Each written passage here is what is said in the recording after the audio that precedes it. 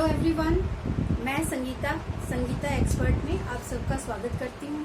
जैसा कि मैंने आप लोगों को कल बताया था कि पारिवारिक संसाधन क्या होते हैं, क्योंकि गृह व्यवस्था के टॉपिक को पढ़ने से पहले हमें पारिवारिक संसाधनों के बारे में जानना था। तो कल हमने मानवीय और गैर मानवीय दोनों प्रकार के संसाधनों के बारे में देखा था। आज हमारा जो टॉपिक है वो टॉपिक हमारा क्या है? गृह प्रबंधन है। गृह प्रबंधन यानी घर का प्रबंधन। अब ये घर का प्रबंधन है या चाहे कोई मिल, ऑफिस, स्कूल, किसी का भी मैनेजमेंट करना हो तो गृह प्रबंधन प्रक्रिया क्या होती है? गृह प्रबंधन प्रक्रिया के चरण है और इस प्रबंधन प्रक्रिया का पूरा अध्ययन आप लोगों को करना है। तो इस गृह प्रबंधन प्रक्रिया के अंतर्गत आपको इसका आयोजन देखना होगा। आयोजन इसका फर्स्ट स्टेप है।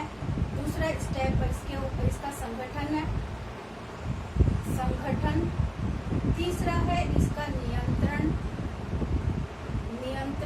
और चौथा है इसका मूल्यांकन।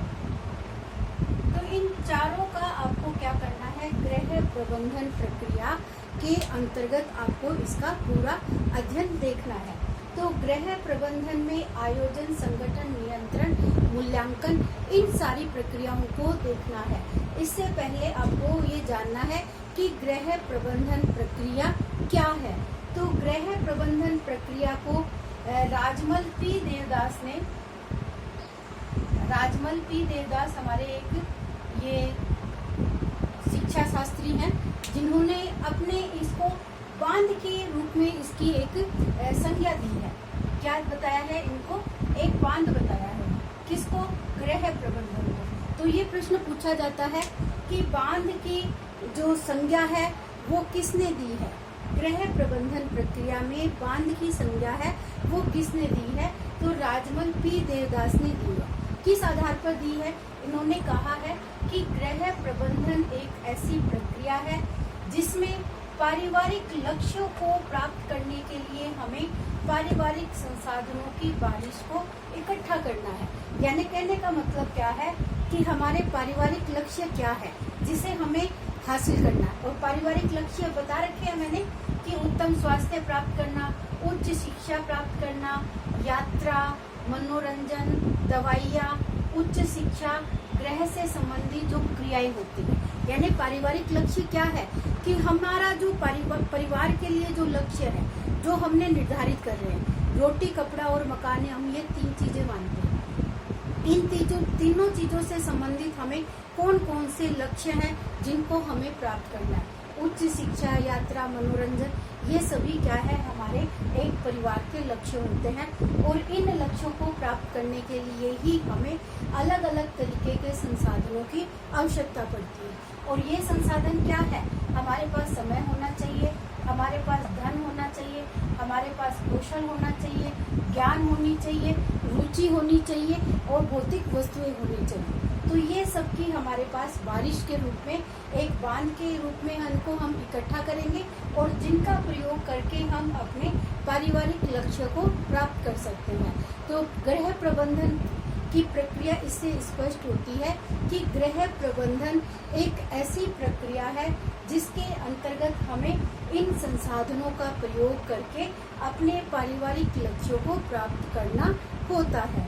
तो ये आपको समझ में आ गई होगी मेरी बात कि गृह प्रबंधन एक प्रक्रिया है जिसको बांध का नाम दिया गया है। और इस बांध में हमारे जो संसाधन है, इन संसाधनों की बारिश से हमारे पारिवारिक लक्ष्य पूरे होते हैं। अगर हमारे पास ये संसाधन नहीं होंगे तो हमारे पारिवारिक लक्ष्य है उनको पूरा करना हमारे लिए एक मुश्किल कार्य होता है। इसी के आधार पर एक मैंने डायग्राम और बना रखा है कि गृह व्यवस्था, गृह प्रबंधन क्या है? हमारी एक गृह व्यवस्था है। और गृह व्यवस्था को मानसिक प्रक्रिया का एक नाम दिया गया है। गृह व्यवस्था क्या है? एक मानसिक प्रक्रिया है। और इस मानसिक प्रक्रिया के द्वारा ही हम अपने पारिवारिक संसाधनों का प्रयोग करके, और ये पारिवारिक संसाधन हमारे क्या है? ज्ञान, कौशल, योग्यता, अभिरुचि, भौतिक वस्तुएं, शक्ति, ज्ञान, धन, ये, और इनको पारिवारिक संसाधनों का प्रयोग करके ही हम क्या करते हैं, पारिवारिक लक्ष्यों की प्राप्ति करते हैं। और इन पारिवारिक लक्ष्यों को प्राप्त करने के लिए हमें आयोजन की प्रक्रिया, नियंत्रण की प्रक्रिया और मूल्यांकन की प्रक्रिया करनी पड़ती है। तो कहने का मतलब आपको इस डायग्राम से जो पूरी डेफिनेशन होती है गृह प्रबंधन क्या है, तो ये आपको इससे समझ में आ जाता होगा कि गृह व्यवस्था है वो एक मानसिक प्रक्रिया है जिसके अंतर्गत हमें आयोजन, नियंत्रण और मूल्यांकन के माध्यम से इन संसाधनों का प्रयोग करके अपने पारिवारिक लक्ष्यों को पूरा करना होता है। तो आपको घुमा फिरा के बात वही आती है कि हमारे पास पारिवारिक संसाधन होने चाहिए।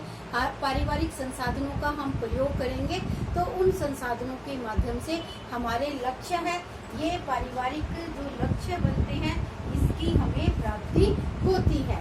तो अब हमने दो नाम पढ़े थे, एक तो पढ़ा था ग्रास और कैंडल और एक पढ़ा था निकल और डार्सी। तो ये परिभाषाएं एग्जाम में पूछी जाती है कि ये परिभाषाएं किसकी दी गई है। तो आपको ये ध्यान रखना है कि निकल और डार्सी ने गृह प्रबंधन में आयोजन, संगठन, नियंत्रण और मूल्यांकन इन चारों स्टेप को शो किया है, दिखाया है अपनी परिभाषा में कि गृह प्रबंधन आयोजन, संगठन, नियंत्रण और मूल्यांकन की वह प्रक्रिया है जिसका उद्देश्य पारिवारिक लक्ष्यों को प्राप्त करना है। तो इस परिभाषा में आपको गृह प्रबंधन के चरण भी पता चल जाते हैं और ये चरण का प्रयोग करके ही हम क्या करते हैं, अपने पारिवारिक लक्ष्यों को पूरा कर सकते हैं। तो इससे आपको ये ध्यान रखना है कि निकल और डार्सी की परिभाषा कौन सी है, ये आपको राइटर का नाम पूछा जाता है। या तो परिभाषा देकर राइटर का नाम पूछा जाएगा या राइटर का नाम देके आपको परिभाषा पूछी जाएगी कि आयोजन, नियंत्रण, संगठन और मूल्यांकन की प्रक्रिया किसने दी है। जैसा कि ग्रास और कैंडल ने कहा है कि हमारा जो गृह प्रबंधन है वो निर्णयों की एक श्रृंखला बताई हुई है। निर्णय शब्द है एक बहुत बड़ा विस्तृत शब्द है और श्रृंखला का मतलब एक कड़ी है। निर्णय लेना यानी कि गृह प्रबंधन क्या है, हम निर्णय ले रहे हैं कि जो ये संसाधन है इन संसाधनों का हम कितना प्रयोग करें ताकि हमारे पारिवारिक लक्ष्य हैं वो हमारे पूरे हो जाए। तो ग्रास और कैंडल ने तो क्या कहा है, एक निर्णय की श्रृंखला बताया गया है, ये आपको ध्यान रखना है। ग्रास और कैंडल ने निर्णय की श्रृंखला बताया है और निकल और डार्सी ने आयोजन, संगठन, नियंत्रण और मूल्यांकन की प्रक्रिया बताई है। तो इन परिभाषा और इन डायग्राम के माध्यम से आपको ये गृह प्रबंधन की डेफिनेशन है, परिभाषा है, अर्थ है, ये आपको अच्छे से समझ में आ गया होगा कि गृह प्रबंधन क्या है। गृह प्रबंधन एक प्रक्रिया है जिसके माध्यम से आयोजन, संगठन, नियंत्रण और मूल्यांकन इन सब के द्वारा हम अपने पारिवारिक लक्ष्यों को प्राप्त करने में सफल हो सकते हैं। तो आपको समझ में आ गया होगा बांध का मतलब क्या है राजमल पी देवदास से, या फिर अपने संसाधन क्या है और क्यों हम और कैसी प्रक्रिया है, ये सारे प्रश्न इससे खूब सारे बनते हैं आप लोगों के लिए। तो इन प्रश्नों के ऊपर आप ध्यान देना कि ये प्रश्न कैसे कैसे आप लोगों के सामने आ सकते हैं। अगर ये इन शब्दों का आप पूरा ध्यान रखोगे तो आप अपने परीक्षा में इन प्रश्नों को कवर करने में सफल हो पाओगे। अगर वीडियो अच्छा लगा है तो इसको लाइक और शेयर, सब्सक्राइब चैनल को करना ना भूलें। All the best everyone, thank you.